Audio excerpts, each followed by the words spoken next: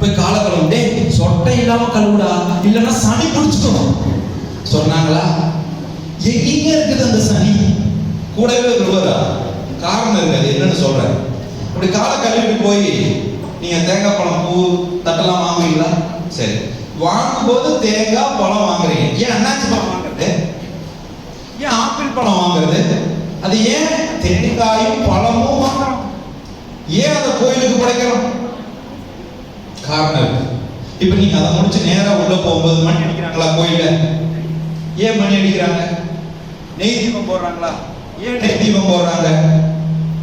நீங்க அந்த கோயில கருவறைகள் உள்ள வலது பக்கத்துல ஒரு விளக்கு, நிரந்தரமான ஒரு அணையா விளக்கு ஒண்ணு எரியும், பாத்துருக்கீங்களா? அந்த விளக்கு ஏன் அணையா விளக்கு எரியுது? ஏன் எரியுது? சாமி சிலைக்கு பின்னாடி செவுத்துல ஒரு கண்ணாடி மாதிரி ஒரு ரிஃப்ளெக்ஷன் போட்டு அங்க சென்டர்ல ஒரு விளக்கு வச்சிருப்பாங்க, பாத்துருக்கீங்களா? ஐயா பாத்துருக்கீங்களா? ஒண்ணு இப்படி இல்லைன்னா இப்படி, ஏதோ ஒரு அப்படி மனசு. நான் கோயம்புத்தூர்ல இருந்து வந்திருக்கிறேன், வண்டிலாம் வச்சு வந்திருக்கிறேன். நீங்க ஏதோ நினைப்பீங்கன்னா நமக்கு சந்தோஷம் இருக்கும். என்னங்க நான் சொல்றது? இப்ப அதை எடுத்து அந்த விளக்கை வச்சுக்கிறான். சரி, நீங்க ஐயர் வந்து தீபாவளி காட்டும் போது தீபாவளி காட்டி இப்படி தூக்கி உள்ள இருந்து எடுத்து காட்டுவார், பாத்திருக்கீங்களா? நம்மளோட உடனே எப்படிப்பான் எது காட்டுறாரு தெரியலையே. நீங்க அந்த தீபாவளி காட்டும் போது இருக்கிற லைட் எல்லாம் ஆஃப் பண்ணிடுவாங்க, பாத்திருக்கீங்களா? இருட்டுல தான் அந்த ஒளியை வந்து பிரகாசமா தெரியற மாதிரி கருவறைகள் அந்த லைட் எல்லாம் ஆஃப் பண்ணிடுவாங்க. இதெல்லாம் எதுக்கு பண்றாங்க? இதெல்லாம் தெரிஞ்சுக்கணும்னா கிளைமேக்ஸ்ல தான் நான் சொல்லுவேன். அது வரைக்கும் கொஞ்சம் வெயிட் பண்ணணும். இது ரொம்ப முக்கியமான காலகட்டத்தில் அந்த எதுக்கு நீச்சல். அப்புறம் இன்னொரு பாத்தீங்கன்னா ரொம்ப முக்கியமான இடத்துல தொடரணும் அப்படின்னு போடுறோம். நானும் இங்க தொடரணும்னு போடுறேன். இதெல்லாம் உங்களுக்கு தெரியணும்னா கடைசி வரைக்கும் கொஞ்சம் வெயிட் பண்ணுங்க. இப்ப நான் பாயிண்ட் வரேன். எங்க வரேன்? தாய் வயிற்றுல 10 மாசம் இருந்து வந்தமே ஏன் 12 மாசத்துக்கு ஒரு தடவை பர்த்டே கொண்டாடணும்? இப்போ அடுத்த கேள்வி, என்னுடைய அடுத்த கேள்வி. ஒரு கரு உருவாகுது. அந்த கரு தாயினுடைய நாதமும் தந்தையினுடைய பிந்தும் சேர்ந்து ஒரு கரு உருவாகுது. அந்த கரு 10 மாதம் கழிச்சு பிண்டமாக வளரும். 3 மாசத்துல ஸ்கேன் பண்றாங்களா? கரு ஆரோக்கியமா இருக்கான்னு பாக்குறாங்களா? 5வது மாசம் ஸ்கேன் பண்றாங்களா? 7வது மாசம் ஸ்கேன் பண்றாங்களா? 9வது மாசம் ரிப்பீட்டடா ஸ்கேன் பண்ணுவாங்க. இப்போ 3வது மாசம் பண்ற ஸ்கேன்ல தான் இந்த கரு ஆரோக்கியமா இருக்குதா, பல்ஸ் கரெக்டா இருக்குதா, வளர்ச்சி சீரா இருக்குதா, சிறப்பா இருக்குதான்னு செக் பண்ணி அப்பதான் உறுதிப்படுத்துவாங்க. இது வளர விடலாம், அனுமதிக்கலாம் அப்படிங்கிற அந்த 3வது மாசம் தான் செக் பண்ணுவாங்க. அப்ப நீங்க பாத்தீங்கன்னா பல்ஸ் காட்டுவாங்க, ஹார்ட் பீட், குழந்தையினுடைய ஹார்ட் பீட்டை காட்டுவாங்க. நீங்க அடிப்படையில் ஒரு கேள்வி இருக்கு. ஒரு கரு 3வது மாசத்துல லிக்விடா தான் இருக்கும். இதயமே இல்லாத ஒரு இடத்துல இதய துடிப்பு எங்கிருந்து கேட்குது? இதை ஒருத்தரும் கேட்கலையே. ஆனா ஒரு சிந்தனை வரணுமா இல்லையா? ஹார்ட் பீட் நமக்கு தான் காட்டுறாங்க உள்ளுக்குள்ள, லேப்டாப் லேப்டாப் சத்தம் கேட்கறாங்கல்ல. அப்ப அது எப்படி கேட்குது? இதயமே இல்லாத ஒரு இடத்துல இதய துடிப்பு எங்கிருந்து கேட்குது? சரி, கண் எப்படி வளருது, காது எப்படி வளருது, மூக்கு எப்படி வளருது, இந்த உருவம் எப்படி வளருது? அம்மா சாப்பிட்ற சாப்பாட்டுனால வளருதுன்னு சொன்னீங்கன்னா போய் யூடியூப் சேனல் ஓபன் பண்ணி பாருங்க. சாப்பிடாம 1 வருஷ காலம் உயிரோட இருக்கிற எத்தனையோ பேர் இருக்கிறாங்க. அப்ப சாப்பாட்டை தாண்டி வேற ஏதோ ஒண்ணு தாயின் மூலியமாக குழந்தைக்கு எனர்ஜியாக போய் கொண்டிருக்கிறது. கரெக்டா இல்லையா? இப்ப இந்த ரெண்டுக்கும் உங்களுக்கு ஆன்சர் கிடைச்சிருச்சுன்னா உங்க வாழ்க்கையில அடுத்த நீங்க எத்தனை காலம் வாழ்ந்தாலும் கர்ம வினை இல்லாமல், பிரச்சனை இல்லாமல் வாழலாம். அந்த சூட்சமத்தை தான் இப்ப உங்களுக்கு நான் ரிவீல் பண்ண போறேன். இது உங்களுக்கு வேணும்னா ஆத்மார்த்தமா உங்க அம்மாவுக்கு அப்பாவுக்கு ஒரு நன்றி சொல்லுங்க மனசார. இந்த வாய்ப்பு எனக்கு இப்ப கிடைச்சதற்கு அப்பா அம்மாவுக்கு நன்றி. Point number 1. அறிவியல் என்ன சொல்லுதுன்னா, ஒரு கரு உருவாவதற்கு கோடிக்கணக்கான அணுல ஒரே ஒரு அணு மட்டும்தான் உயிர் பெற்று பிண்டமாக மாறும், கருவாக உருவாகும். கரெக்ட் தானே? இதுவரைக்கும் உங்களுக்கு தெரியும், நீங்க படிச்சிருப்பீங்க. இப்ப இந்த கரு உருவாவதற்கான அந்த அணு தோன்றி தந்தையிடம் உருவாகுகிற அந்த விந்து 60 நாட்கள் தந்தையிடமே ரீடைன் ஆகுது. 61வது நாள் தான் அது தாயிடம் வந்து விழுந்து கருவாக வளருகிறது. அப்ப தாயிடம் 10 மாசம், 60 நாட்கள் தந்தையிடம், மொத்தம் எத்தனை மாசம் ஆச்சு? 12 மாசம் ஆச்சு.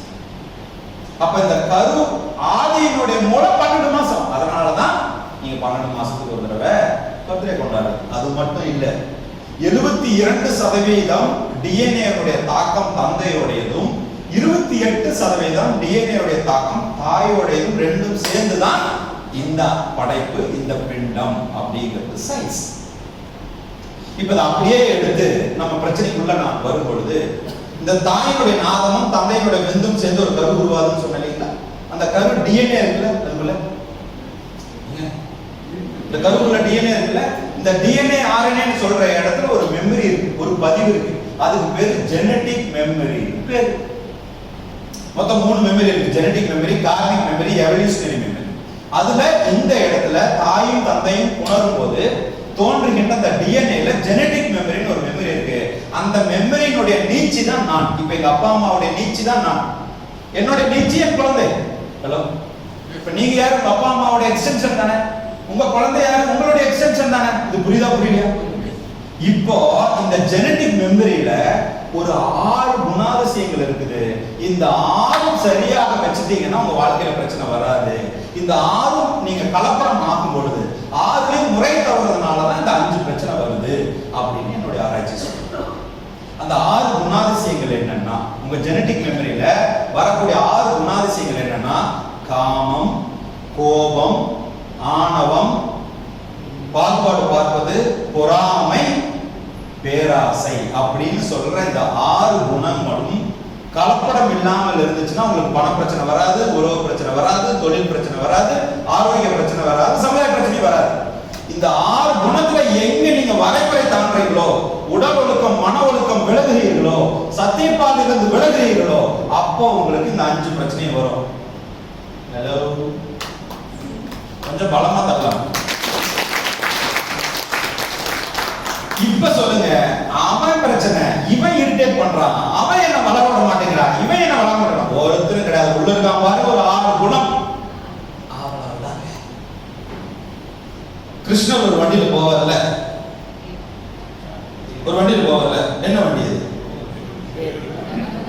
அதுல எத்தனை குதிரை இருக்கும்?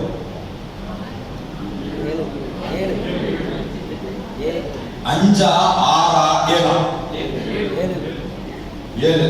சரி, 7 6 5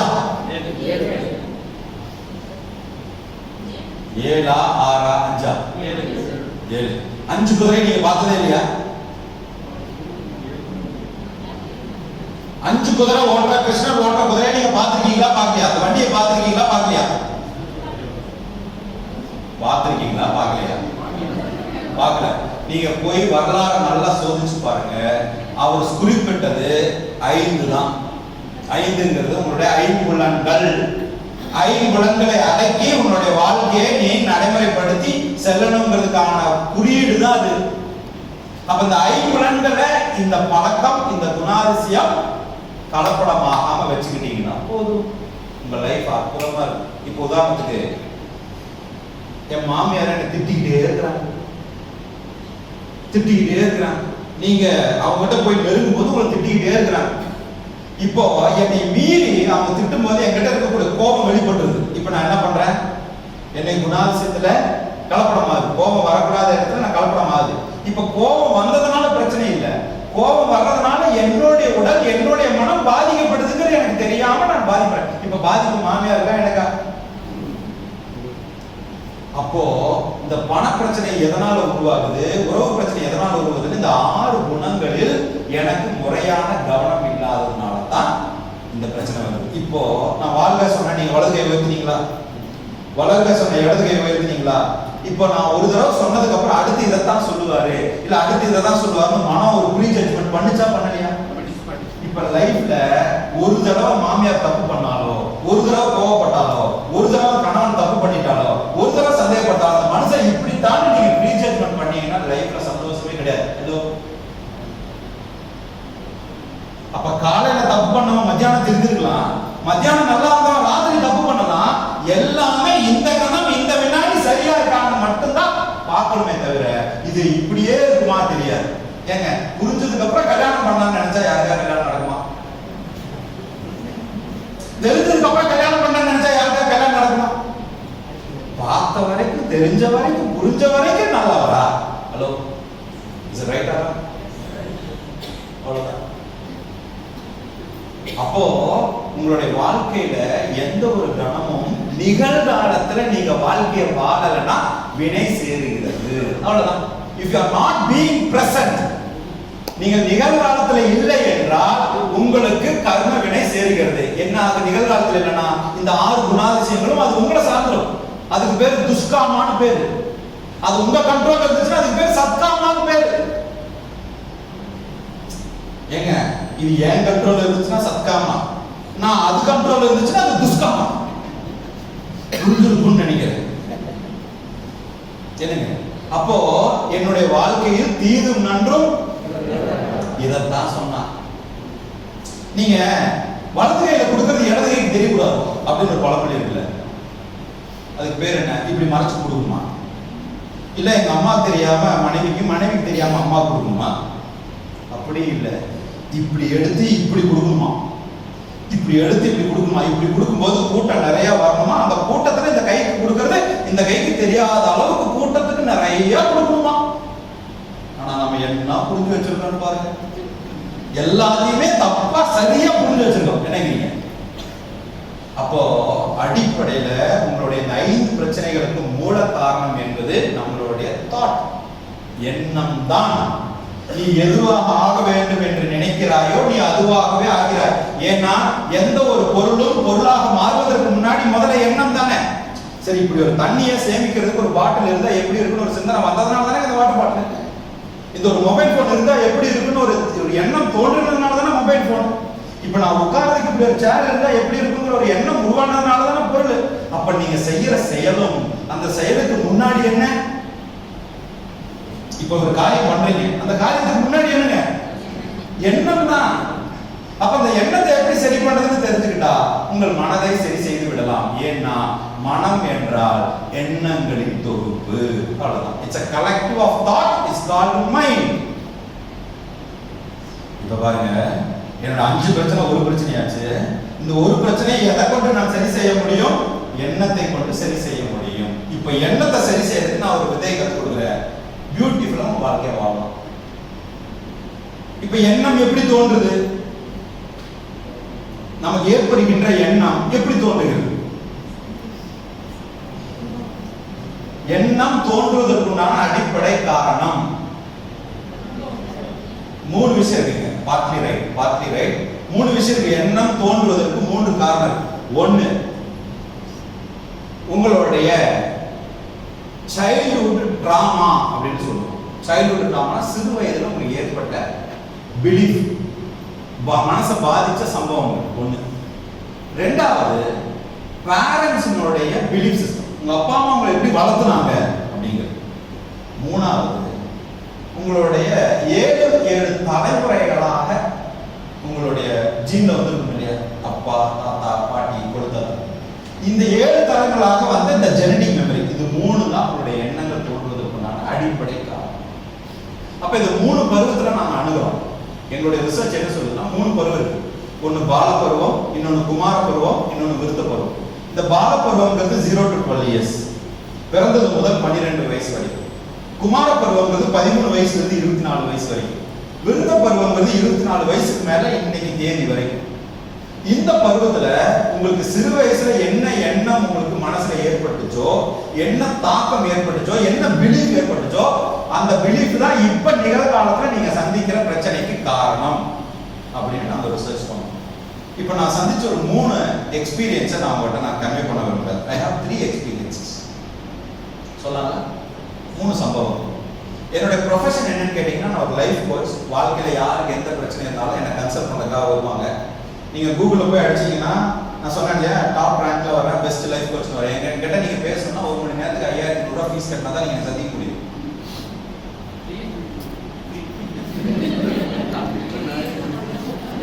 என்னுடைய 1 நாள் பயிற்சி நீங்க அட்டன் பண்ணணும்னா 32,500 ரூபாய் ஃபீஸ் பே பண்ணாதான் நீங்க என்னோட 1 நாள் பயிற்சி அட்டன் பண்ண முடியும். இப்ப பாருங்க, அப்பா அம்மாவுடைய ஆசீர்வாதம் தானே, அப்பா அம்மாவுடைய பிராப்தம் தானே. நாம இருந்த சின்சியாரிட்டிக்கு நம்ம மேனேஜ்மெண்ட் என்னை கொண்டு வந்து உங்க முன்னாடி நிறுத்திருக்கிறாங்கன்னா நீங்க உங்க தாய் தந்தைக்கு நன்றி சொல்ல வேண்டாம்.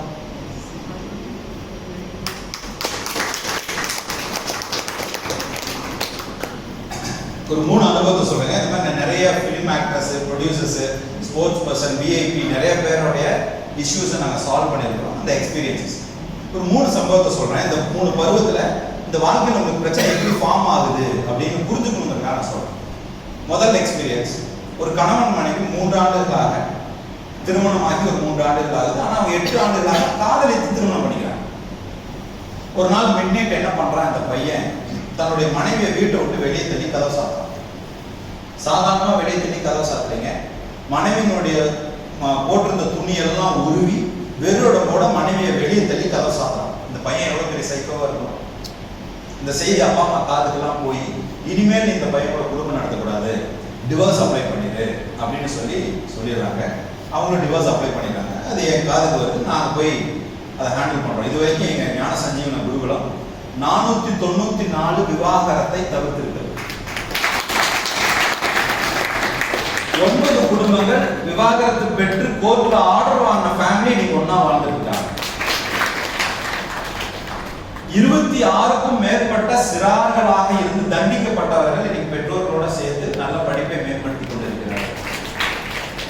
100க்கும் மேற்பட்டவர்கள் கடன்ல இருந்தவங்க மீண்டு வந்து கடன் இல்லாத வாழ்க்கையை வாழ்ந்து கொண்டிருக்கிறார்கள். இப்போ என்னோட எக்ஸ்பீரியன்ஸ் நிறைய எக்ஸ்பீரியன்ஸ் இருக்கு. ஒரு 3 எக்ஸ்பீரியன்ஸ் மட்டும் நான் உங்களுக்கு சொல்றேன். இப்போ இந்த மாதிரி அவங்க டிவோர்ஸ் அப்ளை பண்றாங்க, என்னோட காதுக்கு வருது, நான் போய் பேசுறேன், என்னங்க பிரச்சனை, ஏன் டிவோர்ஸ் அப்ளை பண்றீங்க அப்படின்னு சொல்லி கேட்கும்போது அந்த பொண்ணு சொல்லுது, சார் எனக்கு என் கணவர் தான் எல்லாமே, நான் என்ன கேட்டாலும் என் கணவர் எனக்கு செஞ்சு கொடுக்குறாரு, என் கணவர் என் மேல ரொம்ப அன்பா இருக்கிறாரு, பாசமா இருக்கிறாரு. ஆனா இந்த கணவர் இந்த ஒரு விஷயத்துல மட்டும் ஏன் அவர் அப்படி நடந்துக்கிறாருன்னு எனக்கு தெரியல. ஆனா என்னால என் கணவரை விட்டு கொடுக்க முடியாது, எனக்கு என் கணவர் தான் எல்லாம் அப்படின்னு அந்த பொண்ணு சொல்லுது. பாருங்க எவ்வளவு பெரிய ஒரு விஷயம் நடந்திருக்குது. இதுக்கப்புறமும் என் கணவர் தான் முக்கியம் ஒரு பெண் சொல்றானா, அப்ப எங்கேயோ ஒரு உச்சகட்ட ஒரு உண்மையான ஒரு பரஸ்பரத்தை அந்த பெண் உணர்ந்ததுனால தான் இந்த வார்த்தையை சொல்ல முடியும். நம்ம அந்த பையன் கிட்ட பேசுறோம். அந்த பையன் ஒரு ஐடியில ஒர்க் பண்ற பையன், நல்ல சம்பளம், நல்ல தெளிவா தான் சிந்திக்கிறாரு, கிளவரா தான் இருக்கிறாரு. அந்த பொண்ணும் சம்பாதிக்குது, 2 லட்சம் ரூபாய் மாசம் சம்பாதிக்குது, கிளவரா தான் இருக்கிறாங்க. ஆனா பிரச்சனை எங்க அப்படின்னு சொல்லி பார்க்கும்பொழுது இந்த பையன் கிட்ட தான் பிரச்சனை. இந்த பையனுக்கு 9 வயசா இருக்கும்போது, சின்ன வயசுல 9 வயசா இருக்கும்போது, நீங்க இன்னைக்கெல்லாம் பாத்தீங்கன்னா நிறைய பேரண்ட்ஸ் 2 பேருமே வேலைக்கு போகும்போது குழந்தை வந்து கொஞ்சம் நேரத்துல ஸ்கூல்ல விட்டு வந்தா பக்கத்து வீட்டுல கொஞ்சம் நேரம் விளையாண்டுட்டு இருக்கும், அப்புறம் அம்மா வந்து பிக்கப் பண்ணிட்டு போவாங்க. பாத்துருக்கீங்களா இந்த மாதிரி சினாரியோ? இந்த பையனும் அந்த மாதிரி விட்டுருக்காங்க. பக்கத்துல நெய்பர் தான், இவங்களுடைய ரிலேட்டிவ் ஒரு நெய்பர் தான் வந்து அவங்க வீட்டுல இந்த பையன் வந்து இருந்துருக்கான். அந்த மாதிரி இருக்கும்போது அந்த ஒரு நபரால், ஒரு மேல், ஒரு ஆணால் இந்த பையன் செக்ஷுவலி அபியூஸ் பண்ணப்படலாம் 9 வயசுல. இது அவன் மனசுல ரொம்ப ஆழமா பதிஞ்சிருக்கு. அவனுடைய பிலீஃபா இது வந்து ரொம்ப ஆழமா மனசுல தாக்கத்தை ஏற்படுத்துது. அவன் யாருக்குமே சொல்ல முடியல. அப்புறம் அது நடந்து முடிஞ்சிருச்சு. இப்ப வாழ்க்கையில திருமணம் ஆனதுக்கு அப்புறம் அந்தரங்க வாழ்க்கையில அவனால வாழ முடியல. காரணம் சிறு வயதுல ஏற்பட்ட மனதில் ஏற்பட்ட தாக்கம். இது யாரும் கண்டுபிடிக்க முடியல. சைக்காலஜிஸ்ட் கண்டுபிடிக்க முடியல, சைக்காட்ரிஸ்ட் கண்டுபிடிக்க முடியல. அப்புறம் நாங்க கண்டுபிடிச்ச அந்த நினைவுல இருந்து வெளியே வர்றது எப்படின்னு அந்த பையனுக்கு சொல்லி கொடுத்து இன்னைக்கு சென்னையில அந்த தம்பதிகள் 2 பேரும் 2 குழந்தைகளோட அற்புதமாக வாழ்ந்து கொண்டிருக்கிறாங்க. இது ஒரு எக்ஸ்பீரியன்ஸ். 2வது எக்ஸ்பீரியன்ஸ், ஒரு பெண் யூஜி ஃபைனல் இயர் படிக்கிறாங்க. அவங்க அப்பா வந்து திருப்பூருக்கு ஒரு ஃபேமஸ் பொலிட்டிக்கல் பர்சன். அவங்க அப்பா வந்து எங்கிட்ட ஒரு அப்பாயின்மெண்ட் வேணும்னு சொல்லிட்டு வர்றாரு. வந்து சொல்றாரு, என் பொண்ணுக்கு கோவம் நிறைய வருதுங்க, எது நடந்தாலும் அவன் கோவப்படுறா, நிறைய கோவப்படுறா, கையில எந்த பொருள் கிடைச்சாலும் உடைச்சா, தூக்கி வீசுறா. இது வரைக்கும் ஒரு 20 ஃபோன் உடைச்சிருப்பாங்க.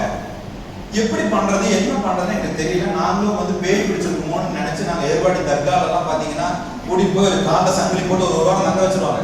பேய் பிடிச்சிருந்தா அந்த பேயே தானா ஓடிடும் அப்படிங்கிற ஒரு நம்பிக்கை இருக்கு. அந்த மாதிரி கூட உட்கார வச்சிடறாங்க. அப்பவும் பேய் போல, பேய் பிடிச்சிருந்தா தானே அது போறதுக்கு, பேயெல்லாம் பிடிக்கல. அப்புறம் நம்ம கிட்ட வர்றாங்க, சார் இது என்னன்னு கொஞ்சம் கண்டுபிடிச்சு கொடுங்க அப்படின்னு சொல்றாங்க. அப்புறம் அந்த பொண்ணுகிட்ட உட்காந்து நான் பேசும்போது அந்த பொண்ணுனால 1 மினிட் கூட கண்ணை மூடி உட்கார முடியல. உடனே அவங்க அப்பா வந்து சொல்றாரு, சார் என் பொண்ணுக்கு ஏதாவது லவ் அஃபேர் இருந்ததுன்னா கேட்டு சொல்லுங்க, அப்படி இருந்தா அப்புறம் கல்யாணம் பண்ணி வச்சிடலாம், என் பொண்ணு இப்படி மனசு கஷ்டப்படுறத என்னால் பார்க்க முடியல அப்படின்னு அவங்க அப்பா சொல்றாரு. அப்புறம் நானும் பேசுறேன், அந்த பொண்ணுகிட்ட பேசுறேன், என்னம்மா பிரச்சனை, யாராவது இருந்தா சொல்லுங்க, ஏதாவது அஃபேர் இருந்தா சொல்லுங்க, அப்பா அம்மா பார்க்கலான்னு சொல்றாங்க. அந்த பொண்ணு சொல்லுது, எனக்கு ஒரு பாய் ஃப்ரெண்ட் இருக்கிறான் அப்படின்னு சொல்லிச்சு. சரி யாருன்னு சொல்லுமா? அதான் அப்பா சொல்றாரு, பார்க்க சொல்லலாம், விசாரிக்க சொல்லலாம், யாருன்னு சொல்லுது. நான் அந்த பாய் ஃப்ரெண்டை பார்த்ததில்லை அப்படின்னு சொல்லி. நானும் உங்களை மாதிரி தான் ஷாக் ஆனேன். ஏமா பாய் ஃப்ரெண்ட் இருக்கிறாங்க, பார்த்ததில்லைன்னு வேற சொல்றீங்க. 3ஆவதா ஒரு பதில் சொல்லிச்சு பாருங்க, தொண்டை தூக்கி தலையில போட்டுக்க வேண்டியதான். ஒருவேளை எங்க அப்பா அம்மா பார்த்து வைக்கிற பையனை நான் திருமணம் செஞ்சா என் பாய் ஃப்ரெண்டுக்கும் எனக்கும் இருக்கிற நெருக்கம் அங்க இல்லாம போயிடும், அதனால நான் கல்யாணம் பண்ண மாட்டேன்னு சொல்லிச்சு. ஏமா பார்த்ததே இல்லை பாய் ஃப்ரெண்ட், அப்புறம் எங்கிருந்து உங்க இன்டிமேசி குறைஞ்சிடணும்னு பயப்படுறீங்க? அப்படிங்கும் போது எனக்கு அந்த பொண்ணு முதல்ல சொல்லும் போது வேடிக்கை தான் இருந்தது. கொஞ்சம் தீரா, ஏன்னா உங்க பார்வையில நான் பார்க்க முடியாதுல்ல, நான் வந்து ஒரு தீர்வு கொடுக்க வேண்டிய இடத்துல இருக்கிறேன். நான் ஜஸ்ட் லைக் தட் அதை காதில் கேட்க முடியாது இல்லையா?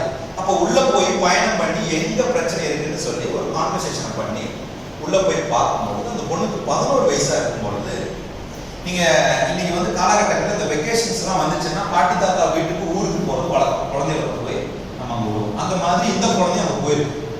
அந்த தாத்தா பாட்டி வீட்டுல விளையாடும் போது அதனுடைய எழுத்து வீட்டு சொந்தக்காரங்க வீட்டுல போய் விளையாடுறது இன்னொரு வழக்கமா இருக்கும், பார்த்துருப்பீங்க. இந்த குழந்தை அந்த மாதிரி போயிருக்கும் பொழுது அங்க அவங்களுடைய உறவினர் ஒரு கசின் சிஸ்டர் அவன் என்ன பண்ணிருக்கிறாங்க, இந்த போன்ல இந்த பான் மூவிஸ் தேவையில்லாத படங்கள் நிறைய பார்த்து இந்த பெண்ணுக்கும் அதை காமிச்சிருக்காங்க. கண்ணில் பார்த்து அதை காமிச்சிருக்காங்க. இது மனசுல ரொம்ப ஆழமா பதிஞ்சு இந்த சந்திரமுகி படத்துல முழுசா சந்திரமுகியாக மாறி இருக்கிற ஒரு மனைவி கங்காவை பார் அப்படின்னு சொல்லுவாங்க. இந்த பெண் ஒரு கதையை காதல் கேட்கறதுனால தன்னையே அந்த கேரக்டராக கற்பனை பண்ணிக்கிற ஒரு படம் தானே அந்த கான்செப்ட். இது உண்மையாவே அந்த பொண்ணு அந்த போன்ல என்ன பார்த்ததோ அது தனக்கு ஒரு பாய் ஃப்ரெண்ட் இருப்பதாகவும் தன்னோடு வந்து குடும்பம் நடத்துவதாகவும் கற்பனையில ஒரு உலகத்துல வாழ்க்கையை வாழ்ந்துட்டு இருக்கு.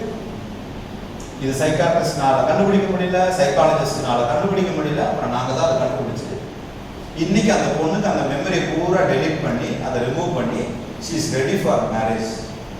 திருப்பூர்ல இருக்கிறாங்க, கம்ப்ளீட்டா ரெக்கவர் ஆயிடுச்சு. இது 2வது சம்பவம். 3வது சம்பவம் கோயம்புத்தூர்ல வடவள்ளிங்கிற ஒரு இடத்துல நடந்தது. இந்த சம்பவம் ஒரு கணவன் மனைவி கல்யாணம் ஆகி ஒரு 2.5 வருஷம் ஆகுது, 3 வருஷம் பக்கம் ஆகுது. அவங்களுக்கு ஒரு 1.5 வயசுல ஒரு குழந்தை இருக்கு. அந்த பையன் என்ன சொல்றான், ஒரு நாள் நான் இன்னைக்கு வந்து நேரத்தில் போகணும்னு சொல்றான். உடனே இந்த பொண்ணு சொல்லுது, நீ இன்னைக்கு ஆஃபீஸ் லீவ் போடணும் அப்படின்னு சொல்றேன்.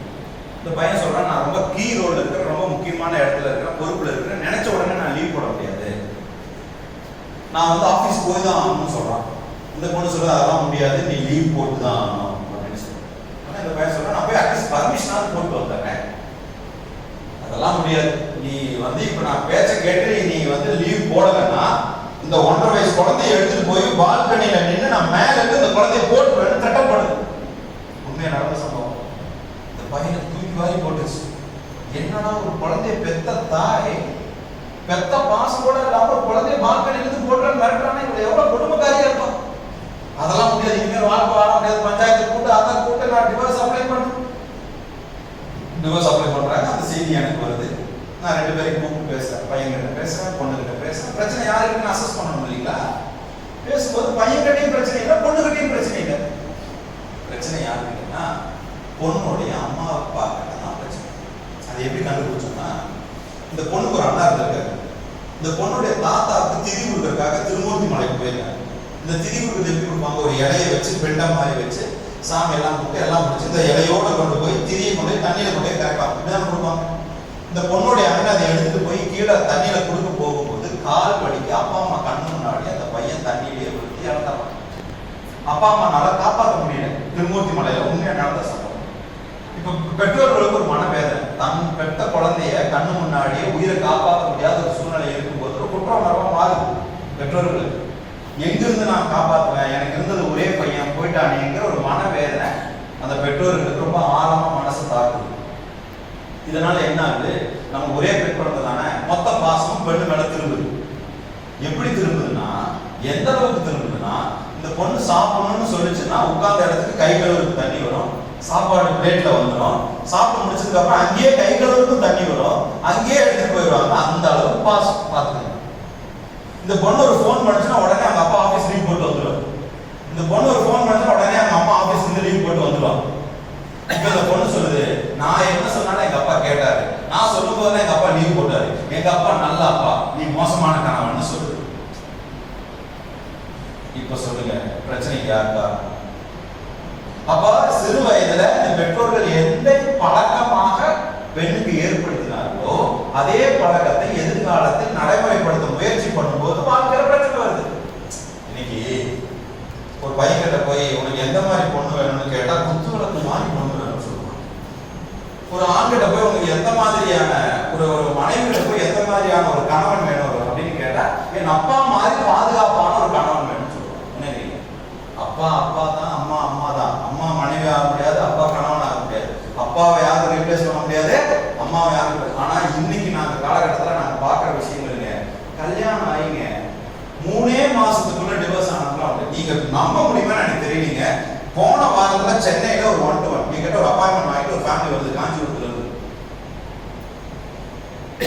என்ன பிரச்சனையா இருக்கும்? நானும் ரொம்ப சீரியஸா உட்கார்ந்து பேசுறேன்.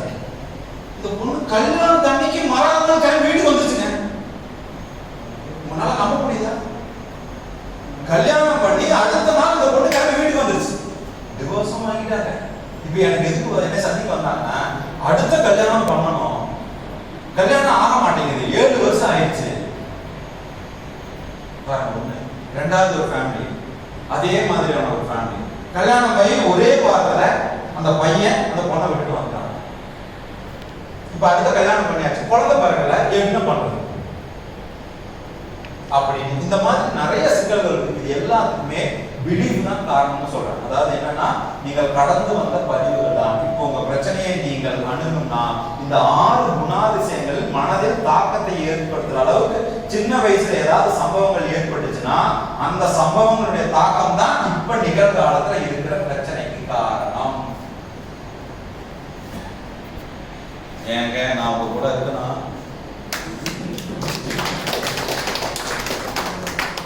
இப்போ இந்த மாதிரியான குணாதிசயங்களை போய் நம்ம மாட்டிட்டு இருக்கிறோம் இல்லையா? இதை சிந்திக்கிறதுக்கு நிகழ்காலத்துல சிந்திக்கிறது எப்படி அப்படின்னு ஒரு சின்ன கான்செப்ட் சொல்லி நான் முடிச்சேன். நிகழ்காலத்துல சிந்திக்கிறது எப்படி? நிகழ்காலத்துல சிந்திச்சீங்கன்னா நீங்க இந்த பிரச்சனை இல்லாம இருக்கலாம். அதுக்கு ஒரு சின்ன கேம் விளையாடலாம்.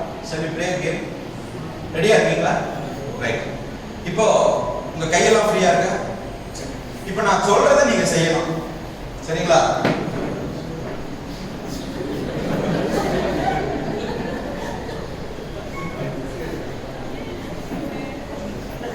ரைட். கவனிங்க. நான் இட்லி அப்படின்னு சொல்லுவேன். இட்லினா இட்லி எப்படி ஊத்துவீங்க? இப்படி இப்படி எடுத்து இப்படி ஊத்தணும். இட்லின்னு சொன்னா என்ன பண்ணணும்? இப்படி எடுத்து இப்படி ஊத்தணும். தோசை அப்படின்னு சொல்லுவேன். நீங்க என்ன பண்ணணும்? இப்படி ஊத்தணும். வா, என்ன அனுபவம். நான் ஒரே அனுபவம் தான். Right, okay. பூரி அப்படின்னு சொல்லுவேன். இப்படி இப்படி எடுத்து திருப்பி போடணும். நமக்கு அனுபவம் இருக்கா? இப்ப இட்லினா என்ன பண்ணணும்? ஓகே. தோசைனா என்ன பண்ணணும்? வா, வெரி குட். பூரினா என்ன பண்ணணும்? திருப்பி போடணும். ஓகே, இதெல்லாம் சந்தேகம் இல்ல. கேம் ரொம்ப சிம்பிளா இருக்குல்ல, ஈஸியா இருக்குல்ல, விளையாடலாம். ரைட். இட்லி. ஓகே, இது இட்லி ரொம்ப சின்னதா இருக்கு. தோசை. வா, எல்லாம் அடுப்பு பத்த வச்சீங்களா? ஓகே. பூரி. ஓகே. இப்போ இது கேம் இல்ல, இனிமேல் தான் வரப்போகுது கேம். இப்போ நான் இட்லின்னு சொன்னா நீங்க இட்லின்னு சொல்லணும், இட்லி ஊத்தணும். நான் தோசைன்னு சொன்னா தோசைன்னு சொல்லணும், தோசை ஊத்தணும். பூரின்னு சொன்னா பூரின்னு சொல்லணும், பூரி திருப்பி போடணும். போலாமா? இட்லி, தோசை, வா, பூரி. Very good, super. ரொம்ப ஈஸியா இருக்கு. சில பேருக்கு வாழ்க்கை எப்படி இருக்கும்? ரொம்ப ஈஸியா இருக்கும். சில பேருக்கு இப்ப நான் இட்லின்னு சொல்லுவேன், நீங்க இட்லின்னு சொல்லணும், ஆனா தோசை ஊத்தணும். நான் தோசைன்னு சொல்லுவேன், நீங்க தோசைன்னு சொல்லணும், ஆனா பூரி போடணும். நான் பூரின்னு சொல்லுவேன், நீங்க பூரின்னு சொல்லணும், ஆனா இட்லி ஊத்தணும். சில பேருக்கு வாழ்க்கை இப்படி இருக்கும். நாம சொல்றது ஒண்ணா இருக்கும், செய்யறது ஒண்ணா இருக்கும். சாம்பார் போலாமா? என்ன பண்ணணும்? இட்லின்னு சொல்லுவேன், இட்லின்னு சொல்லணும், தோசை. தோசைன்னு சொல்லுவேன், தோசைன்னு சொல்லணும், பூரி. வா, சூப்பர். ரெடி? இட்லி, தோசை. ஓ வா, very good. Puri. Hello, puri எப்படி இருக்கீங்க? இட்லி எப்படி இருக்கீங்க? ஊத்துறீங்களா? நீங்க சரியா பாக்கல, நான் ஊத்துறேங்க.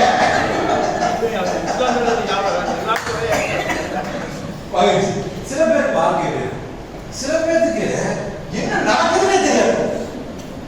நான் இட்லின்னு சொல்லுவேன், ஆனா நீங்க இட்லின்னு சொல்லக்கூடாது, இட்லி ஊத்தணும்.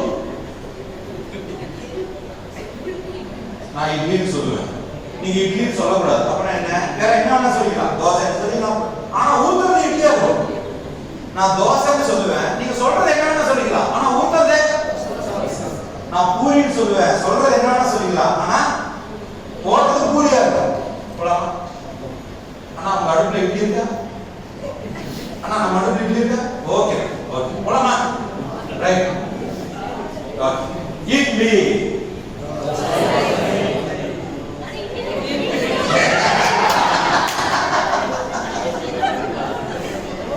अच्छा अच्छा राइट इडली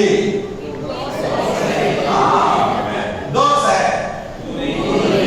ओ वाह पूरी पूरी वेरी बड़ा मकेन सी இந்த கேம்ல நம்ம என்ன புரிஞ்சுக்கணும்னா, நான் முதல்ல லைஃப்ல ஜெயிக்கணும்னா, நான் முதல்ல லைஃப்ல சந்தோஷமா இருக்கணும்னா, நான் முதல்ல ஏன் சந்தோஷமா இருக்கணும், என்ன செஞ்சு சந்தோஷமா இருக்கணும், எப்ப சந்தோஷமா இருக்கணும், எதுக்காக சந்தோஷமா இருக்கணும் சுய தெளிவு இல்லைன்னா சொல்றது இட்லியா இருக்கும், ஆனா வர்றது தோசையா இருக்கும். அப்படிதான் ஒரு காமெடி சொன்னாங்க. ஒரு மனைவி வந்து ஒரு கணவனுக்கு பயமானாங்க, என்னமா சப்பாத்தி சூப்பரா இருக்குது அப்படின்னா, ஓங்கி கரண்டில ரெடி, அது தோசை. ஏபி தோசை சப்பாத்தி மாதிரி இருந்துருக்கலாம், அது வேற, ஆனா நீங்க சொல்றது கரெக்டா சொல்லணும். கேட்டா அந்த மாதிரி லைஃப்ல பல நேரங்கள்ல நமக்கு என்ன வேணும்ன்ற சுய தெளிவு இல்லாமல் வாழ்க்கையை அணுகுவதனால மட்டும்தான் பிரச்சனையே தவிர, காலம் சரியில்லை, நேரம் சரியில்லை, செய்வனை வச்சுட்டா, மருந்து வச்சுட்டா, அதிர்ஷ்டம் இல்லை, லக் இல்லை, ஒன்றும் கிடையாது.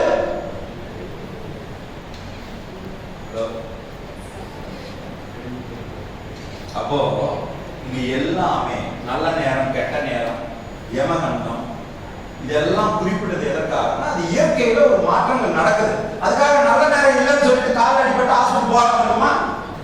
ஆனா ஒரு காரியம் நடந்தா மட்டும் நமக்கு நல்ல காலம் சரியில்லை, நமக்கு காலம் சரியில்லைன்னு சொல்றோமே, என்ன அநியாயம் இது? சரி, நமக்கெல்லாம் 4 நட்சத்திரம் பார்த்தா பேர் வச்சாங்க. நம்ம அம்மா அப்பா அப்படி வச்சாங்களா? தாத்தா பாட்டிக்கு அப்படி வச்சாங்களா? ஏன் நம்ம அப்படி வச்சாங்க? என்ற மாவன் நல்ல இன்ஜினியரா வரணும், டாக்டரா வரணும். ஆனா நம்ம தான் அவங்களோட பெரிய பிரச்சனையில இருக்கிறோம். எனக்கு என்ன சொல்லுங்க, அவங்களாவது நிம்மதியா இருக்கிறாங்க, பணம் இல்லைனாலும் நிம்மதியா இருக்கிறாங்க. நம்ம கிட்ட பணம் வந்தா அடுத்தது என்ன, வீடு வந்தா அடுத்தது என்ன, கார் வந்தா அடுத்தது என்ன, ஒரு வீடு வந்தா இன்னொரு வீடு. நான் வீட்டை சொன்னேன். அப்போ மனுஷனுக்கு ஒண்ணு சேர்த்த இன்னொன்னு சேர்த்துக்கிட்டே இருக்கணுமேங்கிற ஒரு எண்ணம் தானே இங்க பிரச்சனை. காலமோ நேரமோ அதிர்ஷ்டமோ யோகம்னா என்ன தெரியுமா? What is mean by luck? யோகம் என்பது என்றால் புறச்சூழ்நிலைகளால் என்னுடைய சந்தோஷமோ, என்னுடைய துக்கமோ, என்னுடைய எண்ணம் பாதிப்படையாமல் இருக்கிற அந்த மனநிலைக்கு பேரு தான் யோகம். அப்ப இன்னொருத்தர் வந்து உங்களை வந்து கேட்கறான், என்னடா மாப்பிள்ள நீ சோகமா இருக்கிற, உடம்பு டல்லா இருக்கு, உடம்பு சரியான்னு கேட்பான். இல்லையா நான் நல்லா தான் இருக்கேன். இன்னொருத்தர் வந்து என்னடா பார்த்தா டல்லா இருக்கு, உடம்பு சரியான்னு கேட்பான். இல்லையா நல்லா, இந்த மாதிரி ஒரு 4 தடவை கேட்டா நமக்கே டவுட் வந்து, ஒருவேளை நாம நல்லா தான் இல்லாம இருக்கணும். சரி, அவன் நம்பணுமா நீங்க நம்பணுமாங்க? நான் நல்லா இருக்கிறேங்கிறத நான் தானே நம்பணும். அப்ப எத்தனை பேர் வந்தாலும் திடகாத்திரமா நான் தானே நல்லா இருக்கிறேன்னு சொல்லணும். ஆனா 4 பேர் கேட்கும்போது 5வது பேர் டவுட் வந்துடும். ஒரு புடவை எடுக்கணும்னா கூட எடுத்து போட்டு கண்ணாடி நல்லா இருக்கா, நல்லா இருக்கு, முதல்ல நமக்கு நல்லா இருக்கா.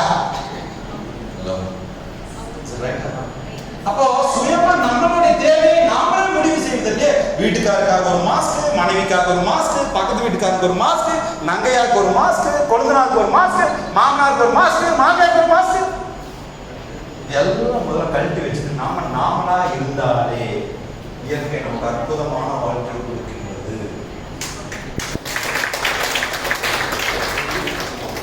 அப்போ என்னுடைய வாழ்க்கையில இந்த பண பிரச்சனை வரும்போது, கடன் பிரச்சனை வரும்போது நான் அதை தான் உணர்ந்தேன். எனக்கு ஏன் கடன் பிரச்சனை வந்தது அப்படின்னு கேட்டீங்கன்னா, பணம் சம்பாதிக்கணுங்கிற வெறி இருந்தது. எங்க அப்பா சின்ன வயசுல இருந்து பணம் என்ன மரத்திலேயே காய்க்குது, பணத்தை இப்படி செலவு பண்ணணும், அப்படி செலவு பண்ணணும்னு சொல்லி பணம் நிறைய நம்ம சம்பாதிக்கணும், அப்பா அம்மா சேர்த்து வைக்கணுங்கிற எண்ணம் இருக்குதே தவிர, அதை சுயமாக தொழில சம்பாதிக்கிறதுக்கு உண்டான நுட்பமான அறிவை கத்துக்கணும், வளர்த்தணுங்கிற ஒரு தெளிவு இல்லாமல் நான் வேலை செஞ்சதுனாலும், தெளிவு இல்லாம கூட பணத்தை முதலீடு போட்டது தான் என்னுடைய தப்புங்கிறது லேட்டா புரிஞ்சதுக்கு அப்புறம், இப்ப தொட்டா பணம், பேசினா பணம், பார்த்தா பணம், எல்லாம் பணம். நான் பணத்தை தேடி ஓடும்போது பணம் என்ன கண்டு ஓடுச்சு. இப்ப இது வேண்டாம், நான் வேற பண்ண போறேன், அது என்ன பின்னாடி தொடர்ந்து. காரணம் என்ன தெரியுமா? when you are நீங்க பணம் சம்பாதிக்கிறது, பணத்தை சம்பாதிக்கவில்லை, உங்க வேல்யூ தான் பணமா மாத்துறீங்க. அப்போ உங்க நாலேஜ், உங்க ஸ்கில்லோட ஆட் ஆகும்போது அது வேல்யூவா மாறுது. அந்த வேல்யூ பணத்துல போகுது.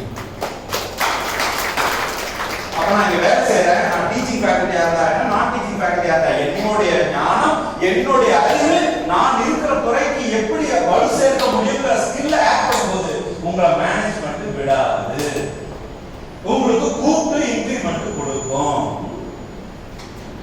என்னது அப்படியா சொல்லல, நீங்க கேட்கல.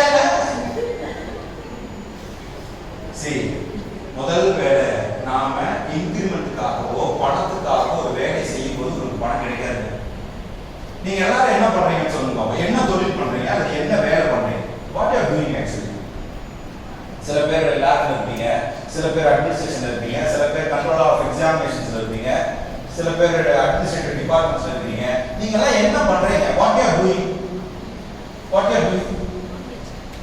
இந்த கல்லூரி சிறப்பாக செயல்படுவதற்கு உண்டான ஒரு பேர், அந்த பேருக்கு உண்டான பிராண்ட், அந்த பிராண்டுக்கு பின்னாடி இருக்கிற அந்த நாலேஜுக்காக தான் நீங்க ஒர்க் பண்றீங்க. அப்ப நீங்க எல்லாருமே பார்ட் ஆஃப் நாலேஜ் தானே.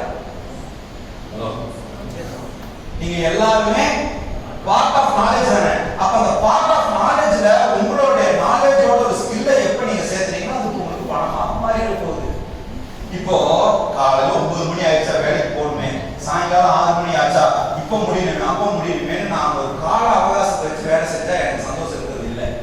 நீங்க இந்த காலத்தை தாண்டி எப்ப நாமளே நம்மளுடைய லைஃபா மாறணுமோ அந்த கணம், அந்த வினாடி நிகழ்காலத்துல நீங்க இருக்கும்போது உங்களுடைய குவாலிட்டி ஆஃப் லைஃப் இம்ப்ரூவ் ஆகுது. அப்போ இட்லின்னு சொன்னா இட்லி முதல்ல வேணுமான்னு முதல்ல சிந்திச்சு முடிவு எடுத்தோம். எனக்கு இட்லி தான் வேணுமா, ஹலோ எனக்கு தோசை தான் வேணுமா, எனக்கு பூரி தான் வேணுமா. அப்ப இட்லி வேணும்னா மாவு வேணும். இந்த சுயமாக உங்களுடைய சுய பரிசோதனையும் உங்களுடைய சுதந்திரத்தையும் இன்னொருத்தருக்கு அடமானம் வைக்காம இருந்தாலும் நீங்க ஜெயிக்கலாம்.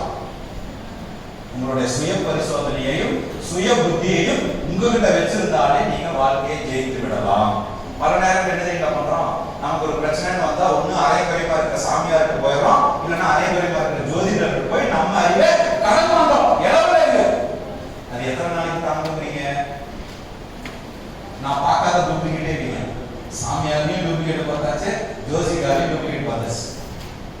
ஏன்னா பிரச்சனை வரும்போது தான் ஓடுவீங்க. நம்ம நிறைய பார்த்தோம். அந்த வகையில உங்கள் அனைவருக்கும் நான் சொல்ல வர்றது என்னன்னா, நம்ம லைஃப்ல நமக்கு இன்னைக்கு இருக்கக்கூடிய கணவனோட மனைவியோட சங்கடம் வருதா, பிரச்சனை வருதா, சண்டை வருதா, வாழ்க்கையில எதிர்கொள்றதுக்குண்டான தைரியம் இல்லையா, அந்த நிகழ்காலத்துல உங்களுக்கு வேலையே சிரமமா இருக்குதா, இது அத்தனைக்கும் முதல்ல நீங்க தெளிவுபடுத்திக்க வேண்டிய ஒரு அஞ்சு ஹேபிட்டை மட்டும் கொடுக்குறேன். இந்த 5 ஹேபிட்டை நடைமுறைப்படுத்தினீங்கன்னா ஒரு ஆர்டினரி லைஃப் ஸ்டைல் இருந்து எக்ஸ்ட்ராடினரி லைஃப் ஸ்டைல நீங்க வாழலாம். இப்ப நீங்க ஆர்டினரி லைஃப் ஸ்டைல் வாழணுமா, எக்ஸ்ட்ராடினரி லைஃப் ஸ்டைல வாழணுமா, சாதாரண வாழ்க்கையை வாழணுமா, மிகச்சிறந்த வாழ்க்கையை வாழணுமா. இப்ப நீங்க மிகச்சிறந்த வாழ்க்கையை வாழறதுக்கு ஒரு 5 பழக்க வழக்கத்தை கொடுக்குறேன், கொடுக்கலாமா? சரி, அதுக்கு முன்னாடி ஆர்டினரினா என்ன, எக்ஸ்ட்ராடினரினா என்ன, இந்த வித்தியாசத்தை சொல்லுங்க. ஆர்டினரி லைஃப் ஸ்டைல்னா என்ன, எக்ஸ்ட்ராடினரி லைஃப் ஸ்டைல்னா என்ன, சாதாரண வாழ்க்கை முறைனா என்ன, மிகச்சிறந்த வாழ்க்கை முறைனா என்ன. What is the difference between ordinary and extraordinary? ஆர்டினரினா சாதாரணமான, எக்ஸ்ட்ரா ஆர்டினரினா மிகவும் சாதாரணமானதானே.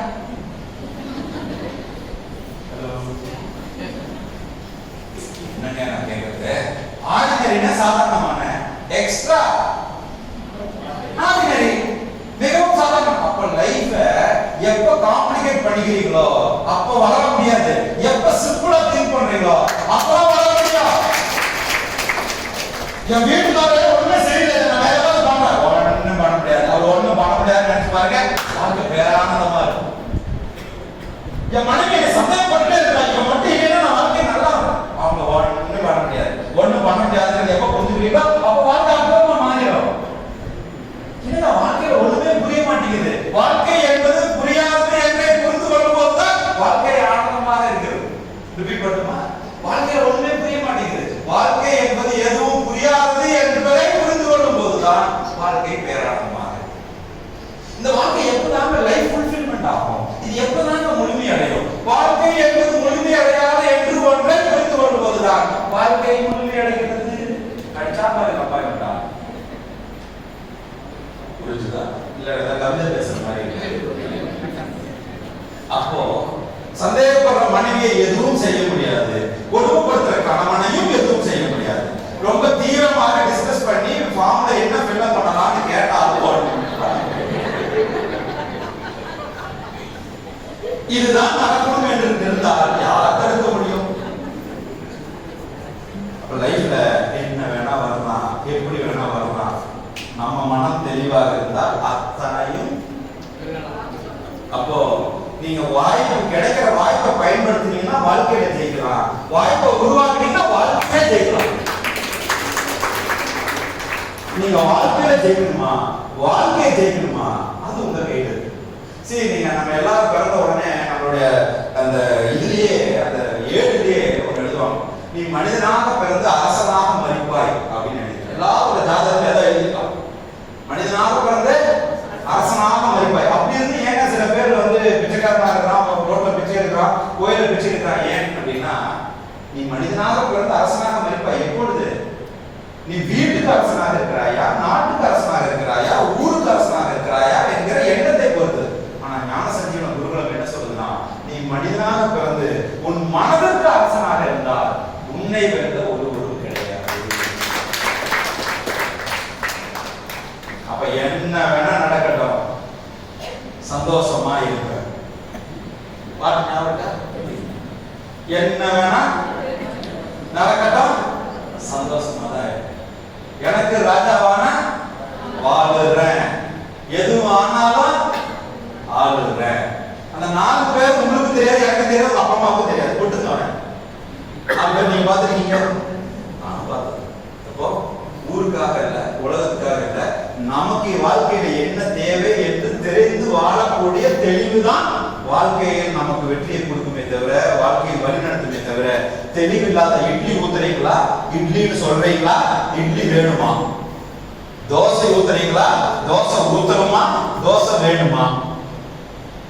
இப்ப நைட்டு இட்லி ஊத்தும் போதெல்லாம் நான் கனவுல வருவேன், தோசை ஊத்தும் போதெல்லாம் நான் கனவுல வருவேன், பூரி உருட்டும் போதெல்லாம் இப்படி ஒரு மனுஷன் வந்தானே, உங்களுக்கு பூரியே பிடிச்சிருக்காது, ஆனா பூரி ஊட்டிக்க என்னத்த பண்றது, இந்த ஆளுக்கு இதான் எதுக்கு பம்பு, அவருக்கு 2 பூரி போடுங்க, உங்களுக்கு ஒரு இட்லி சமைங்க, சாப்பிடுங்க, சந்தோஷமா இருங்க.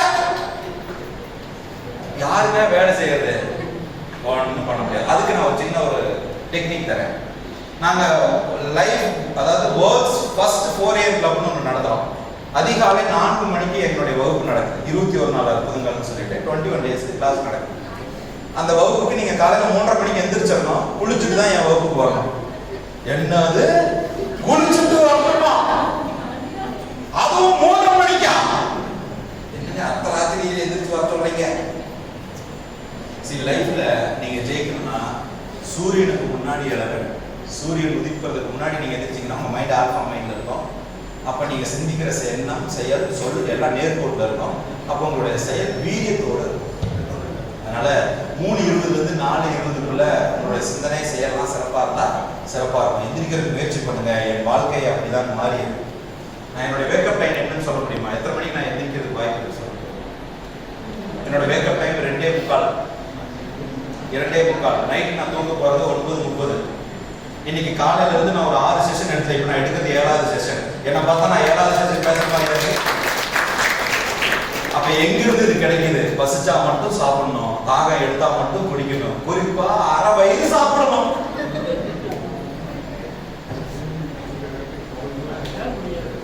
அதுதானே கஷ்டம்.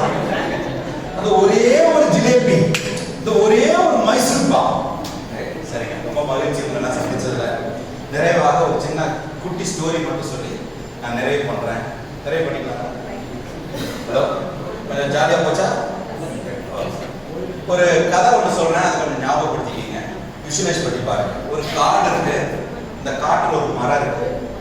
இந்த மரத்துக்கு பக்கத்துல ஒரு சிங்கம் படுத்துருக்கு. ஒரு காடு, காட்டுல ஒரு மரம், மரத்துக்கு பக்கத்துல ஒரு சிங்கம். அந்த மரத்துல வலது பக்கம் ஒரு கிளை இருக்கு. அந்த வலது பக்க கிளையில கருப்பு கலர்ல ஒரு குரங்கு உட்கார்ந்து.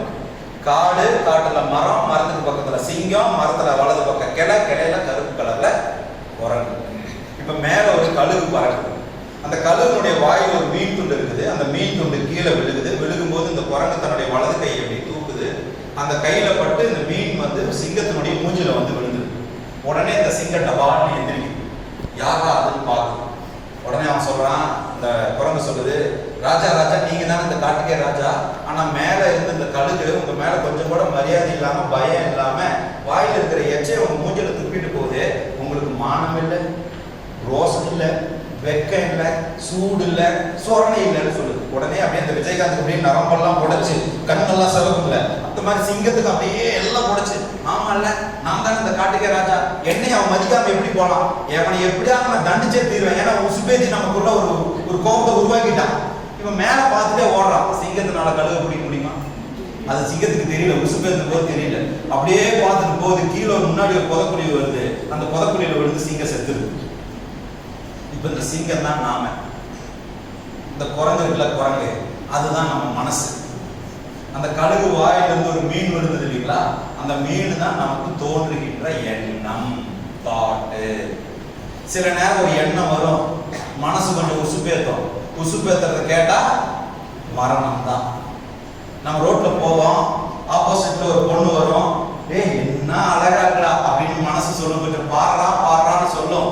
மனசு சொல்றத கேட்டு நானும் பார்த்தேன்னு வச்சுக்கோங்க, சிங்கமா இருக்கிற நானும் முன்னாடி ஒரு ஆ போட்டுக்கங்க. இப்ப என் வாழ்க்கை சிங்கமா இருக்கணுமா இல்ல ஆ போட்டு இருக்கணுமான்னு முடிவு பண்றது எதிலே வந்த பெண்ணா இல்ல என்னுடைய மனமா? இப்ப என் வாழ்க்கை பேரானமா இருக்கிறதுக்கு, சந்தோஷமா இருக்கிறதுக்கு போட்டிக்கு எவனோ ஒருத்த வந்ததா இல்ல அதனை பத்தி எனக்கு இருந்த எண்ணமா?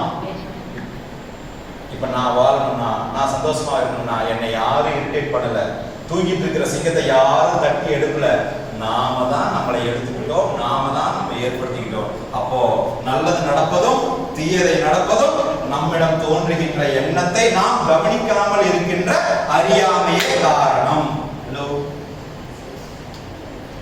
அப்ப ஹாப்பியா இருங்க, சந்தோஷமா இருங்க. எந்த ஒரு எண்ணம் ஏற்பட்டாலும் ஒரு கணம் வாய்ப்பை பாஸ் பண்ணி, இது எனக்கு இப்ப தேவையா, இது அவசியமா, இது இப்ப வேணுமா அப்படிங்கிற நிதானத்தோடு நீங்கள் செய்கின்ற எந்த ஒரு இடத்திலும் நிதானம் கூடும். நிதானம் கூடும்போது செயலில் வீரியம் கூடும், செயலில் வீரியம் கூடும்போது நினைத்தது நடக்கும்.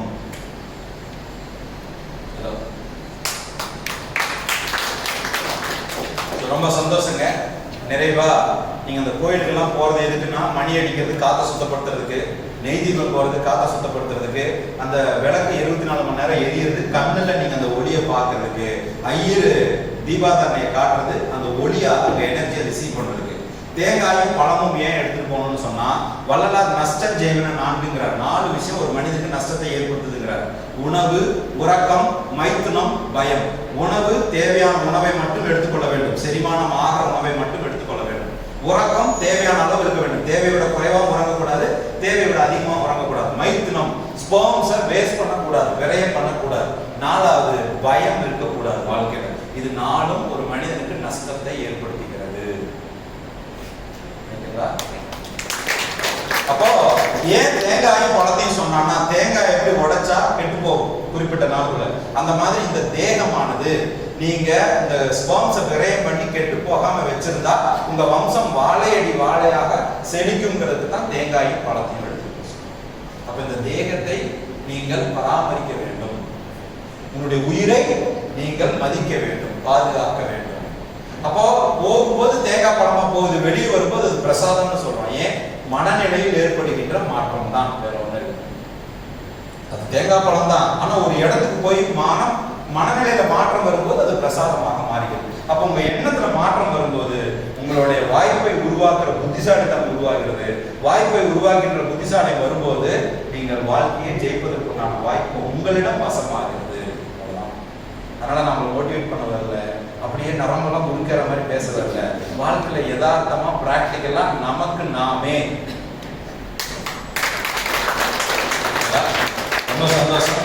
இந்த வாய்ப்பு கொடுத்த கல்லூரி முதல்வருக்கு என்னுடைய மனமார்ந்த நன்றிகள். I mean sincere gratitude sister, thanks for the opportunity.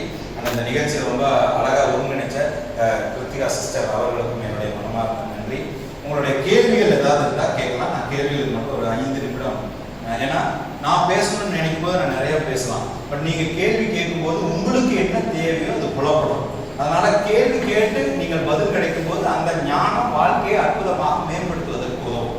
அதனால கேள்வி கேட்டீங்கன்னா கொஞ்சம் சந்தோஷமா இருக்கும். ஏதாவது கேள்வி இருக்கா? Do you have any questions? எல்லாரும் பேர் சொல்லுங்க. சண்முகம். வணக்கம் சார், சொல்லுங்க. அம்மா நீ சூசைட் பண்ற போது வந்து சொல்லாம சொன்னாங்க, அதை மட்டும் ஸ்பெஷலா ஒரு கைது கொடுங்க. இது எப்பவுமே நான் மேடையில பேசும்போது இந்த கேள்வி வந்தா மட்டும்தான் அந்த கேள்விக்கு பதில் சொல்லுவேன். ஏன்னா நான் எங்க அம்மா பெருமை வாங்கி கொடுக்காம யாரும் வாங்கி கொடுக்காது. ஆனா பொசுன்னு சொல்லி அதெல்லாம் தெரியாது. யாராவது கேட்டு சொன்னாங்கன்னா உங்க மனசுல பதிஞ்சிடும். அதுக்காக அந்த மாதிரி கேள்வி வந்தா மட்டும் சொல்லுவேன். எங்க அம்மா என்ன சொன்னாங்கன்னா, நீ இப்போ வாக்கியம் பிடிக்கணும்னு நினைச்சிட்ட சரி, ஆனா யாரோ ஒருத்தர் சொன்னா உன்னால சம்பாதிக்க முடியாது, யாரோ ஒருத்தர் சொன்னா உன்னால கடன் அடைக்க முடியாதுன்னு சொல்லி யாரோ ஒருத்தர் சொன்னதை கேட்டு தானே நீ நம்பின. நீ உண்மையா உழைச்சியா, நீ முயற்சி பண்ணியா, நீ முயற்சி பண்ணி பணம் சம்பாதிக்க முடியலன்னா வந்து சொல்லு, நானே அவனை வழி அனுப்புறேன்னு சொன்னாங்க. இன்னைக்கு வரைக்கும் நான் அந்த எண்ணமே வரல. நான் 4 பேருக்கு உதவி பண்ற அளவுக்கு சம்பாதிச்சிட்டு இருக்கிறேன். சரி, பகல 4 மணில இருந்து 8 மணிக்குள்ள நான் 4 லட்சம் ரூபாய் சம்பாதிச்சிடறேங்க. எல்லாரும் தூங்கும்போது நான் சம்பாதிக்கிறேன். அப்போ உங்க நாலேஜ் பிளஸ் ஸ்கில் ரெண்டு சேரும் போது வேல்யூ மாறுது. அந்த வேல்யூ தக்க வச்சுக்கிட்டீங்கன்னா அது பணமா மாறுது. அவ்வளவுதான். எஸ், தமிழ் மீடியத்தில் படிச்ச பையங்க 12வது போர்டு எக்ஸாம்ல ஃபெயிலுங்க, 23 மார்க்குங்க. 3 மாசத்துல எக்ஸாம் எழுதி 190 மார்க்குங்க.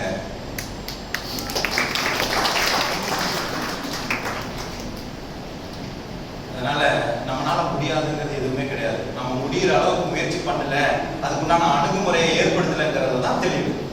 அப்ப இந்த கணவனோடு வாழ முடியாதுங்கிறது அல்ல, இந்த கணவனோடு வாழ்வதற்கு தேர்ந்த உகந்த அணுகுமுறையை நான் இன்னும் கண்டுபிடிக்கவில்லை.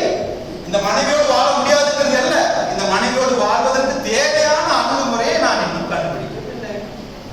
எங்க அப்பா சொல்லுவாரு, டே நான் பாரு அம்மாவை எப்படி வச்சிருக்கேன், நெல்லு நான் நிப்பா, உட்கார் நான் பாரு, நான் உட்கார இடத்துக்கு பிளேட் வருவாரு. அப்பா அது உங்க வண்டி, நீங்க அப்படி ஓடினாதான் ஓடும். நான் சாப்பிட்டு எந்திரிச்சு பிளேட்டை கொண்டு போய் வச்சு ஏன் முடிய நான் தோட்டத்தான் என் வண்டி ஓடும்.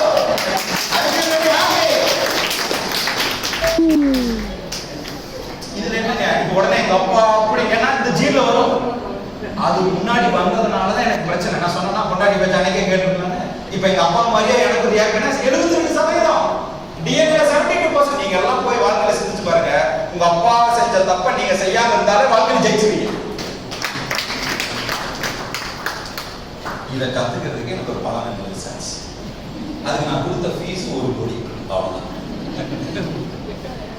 Yes please.